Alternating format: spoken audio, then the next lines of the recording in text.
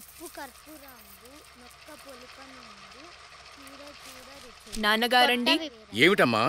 మీరు సమయమిస్తే మీతో ఒక ముఖ్యమైన విషయం చర్చించాలి.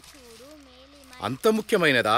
అతి ముఖ్యమైనది. అటులైన సెలవివ్వండి. శ్రీ శ్రీ శ్రీ బుర్రా నాగరాజు గారి ప్రథమ కుమార్తెనైన నేను అనగా పార్వతి వివాహము చేసుకునుటకు నిర్ణయించుకున్నాము. మామిడి శివ అను నామధేయం కలవారు ఆ రాజకుమారునికి మీ కుమార్తె మనసిచ్చిన ఎడల మనసా వాచా కర్మణ మీ ఆశీస్సులతో మనువాడుటకు నిర్ణయించుకుంది. ఏమిటమ్మా ఇది? మీ నాన్నగారి ఎదుటే వివాహ ప్రస్తావన? అదీను అంగీకారం అడగచ్చు. అది నిర్ణయం తీసుకున్న ఎడల మమ్మేలా అడిగేది. అయినను ఈ ప్రేమ వివాహములు మన ఇంటా వంటా లేవు. మరి మనం ఉత్తమ గారిది కూడా ప్రేమ వివాహమే కదా, మర్చారా నాన్నగారు?